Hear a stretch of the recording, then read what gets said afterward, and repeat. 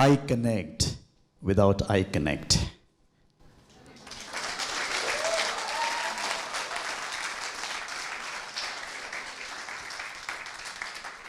I'm standing in front of all of you as a self-nominated ambassador of happiness.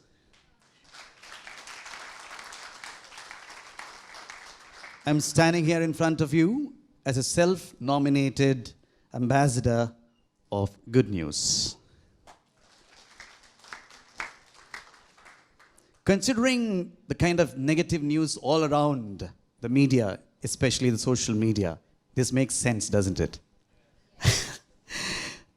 I think I have a wish that you can fulfill for me. I'd like to relate to all of you as my best, dearest friends. And on that basis, I have this request.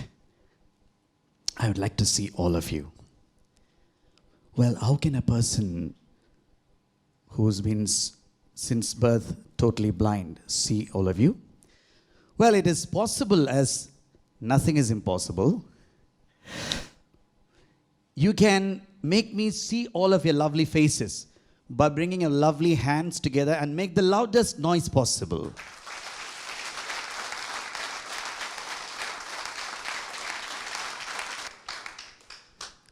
Thank you very much. You have been very kind, honestly. You can also enable me to see all of your lovely faces by reciprocating my new way to greet all of you.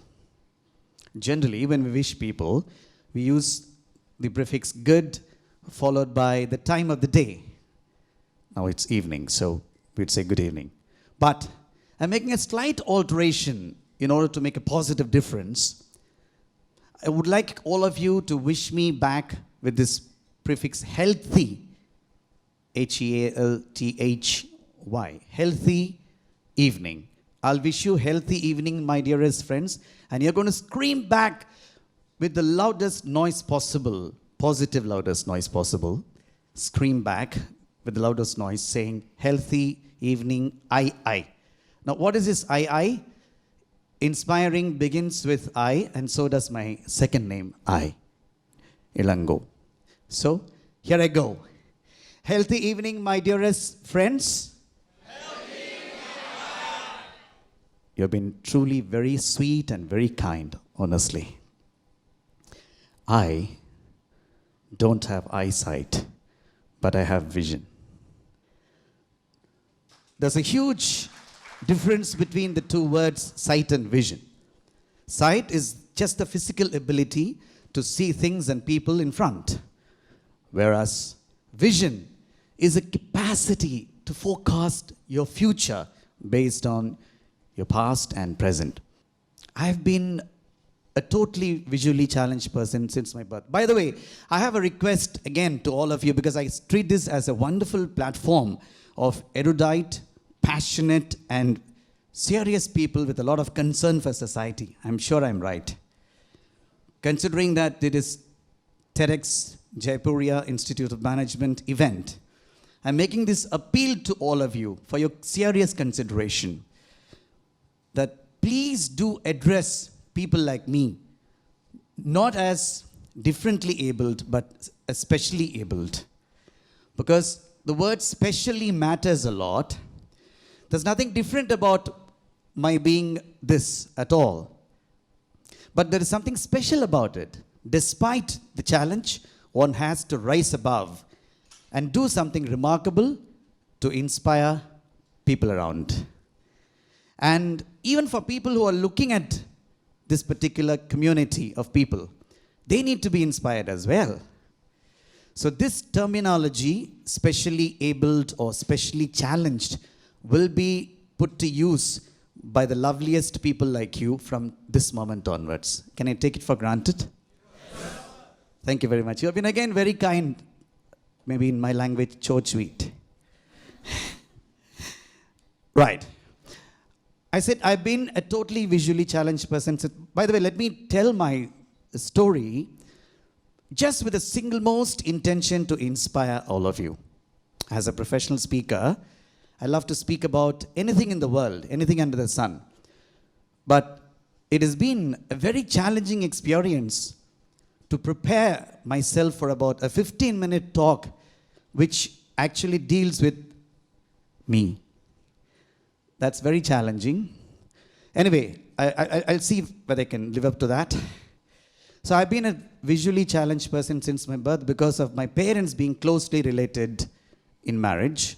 That is, my father was my mother's maternal uncle. This practice still exists in South India, in Tamil Nadu. People marry their own maternal cousins. And the net result was they gave birth to two visually challenged people. I'm referring to my sister and myself. Since my birth, I have not seen anything all right. Thanks to the great ophthalmologist, Dr. Agarwal, who advised my parents very sensibly to put us in a school for the blind. And I was always an average student. I'm sorry. I had always been a below average student in academics.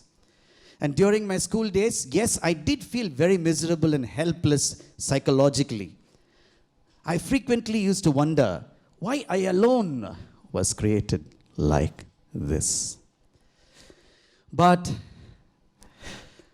an anecdote changed my perception completely as a 10th standard boy.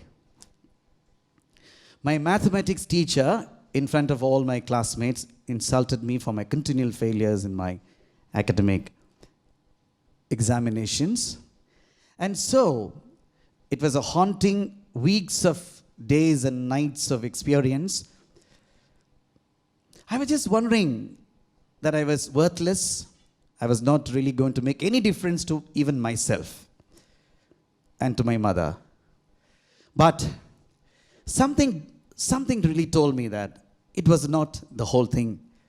It was not the whole thing. It was not the whole end of the story. So, the net result, let me sum it up. The net result, I could manage to score Chennai District First in my 10th standard public examination. Of course, a lot of things have happened in between. That's a different thing. And I wanted to be with people like you. What do I mean by that? I wanted to study with people like you, because all along it had been a blind school. So I wanted to study in a school where I was going to be the only visually challenged student. So what I did, at that point in time, my mother wasn't well and my father was not around. So I went along with one of my friends and his father to seek for an admission in a particular school where I was going to be the person of this kind. The principal, on seeing my scores, very impressed although, said, quote, "How can you climb stairs to go to your everyday classes?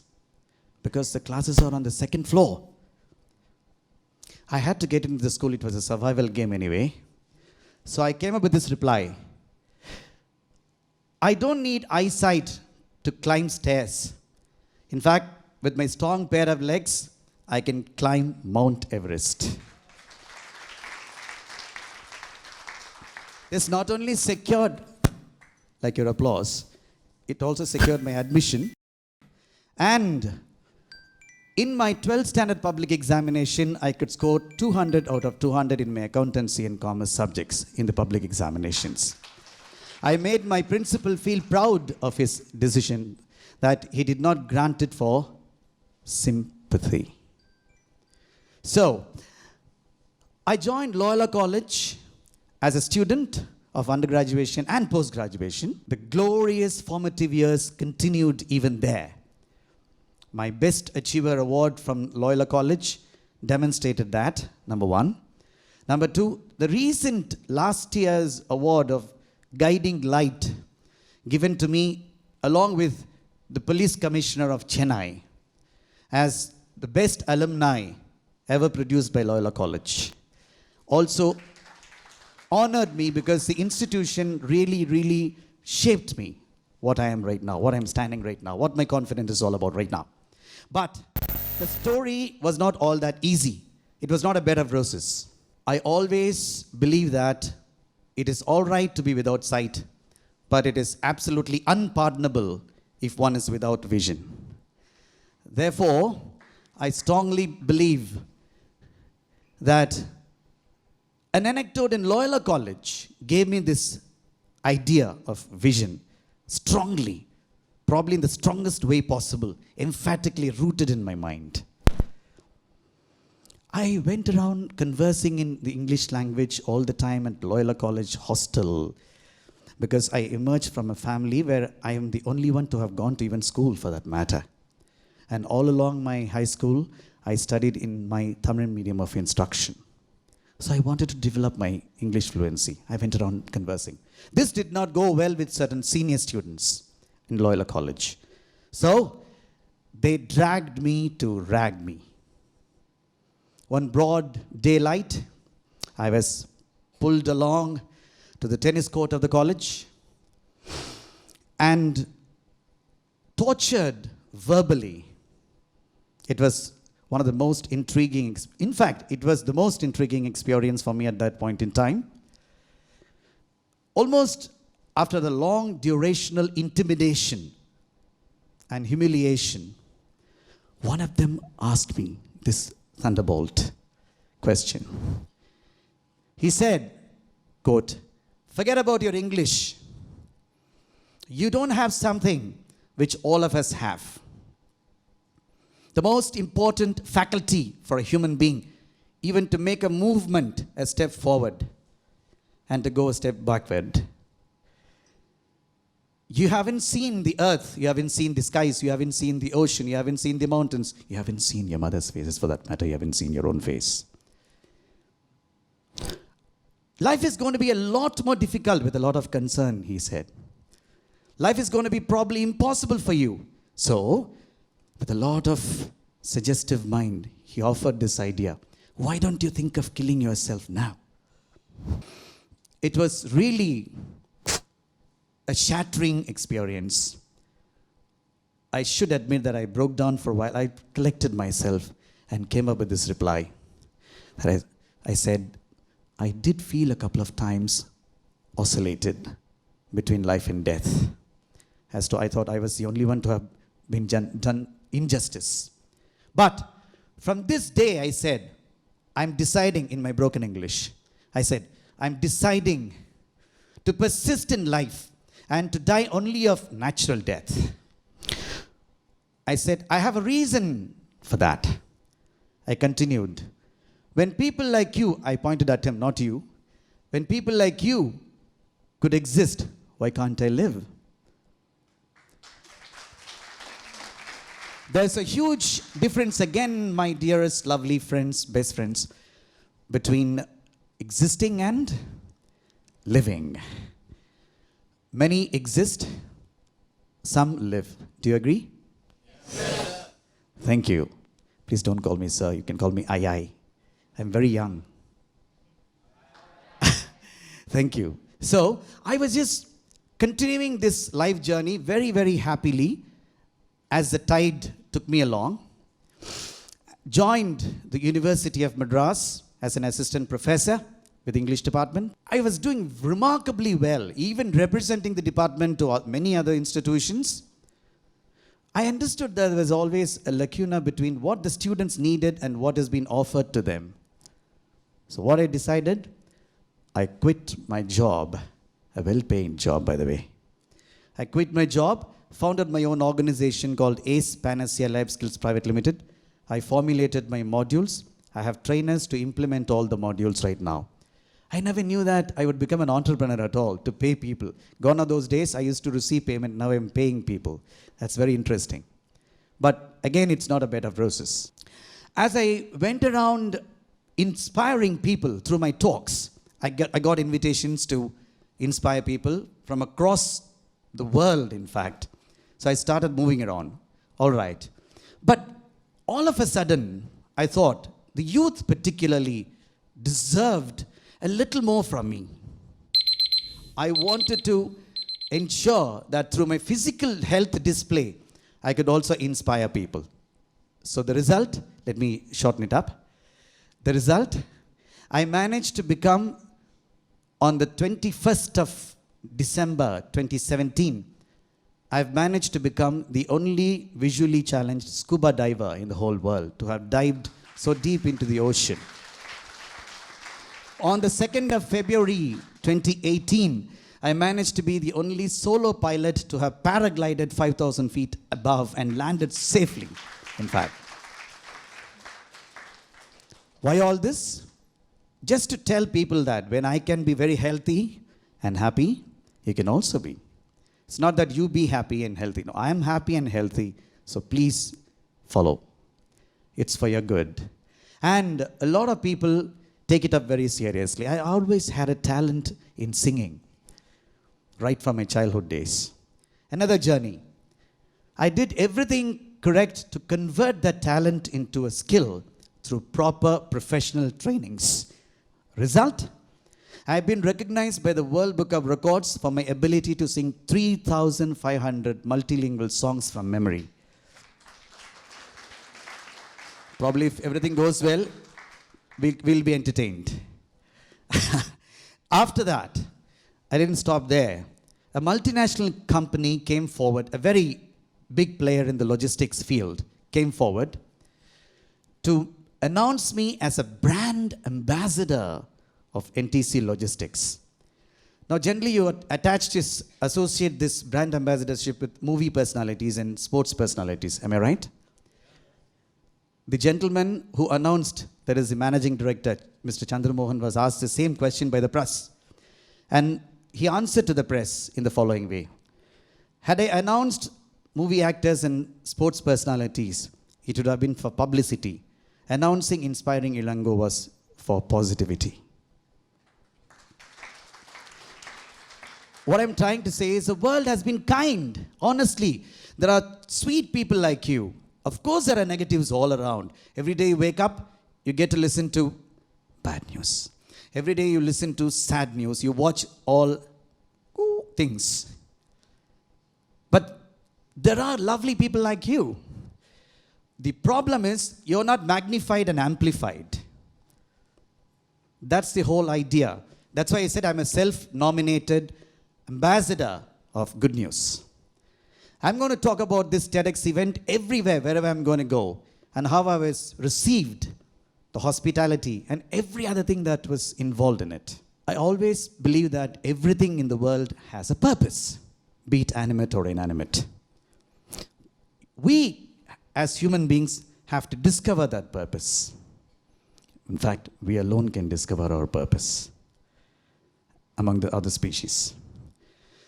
And I have discovered my purpose, which is very important for me, which operates me every day, which is to inspire everybody through my thoughts, through my songs, through my speeches, through my words, through my actions, and through my healthy living.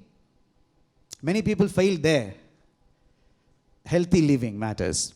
I always believe that there are 3 types of vision which define everybody's happiness and success. Personal vision, family vision, and social vision. My personal vision is very clear about my health, about my targets, about what I need to do in terms of whatever that I need to proceed further as a speaker, as a singer, and so on.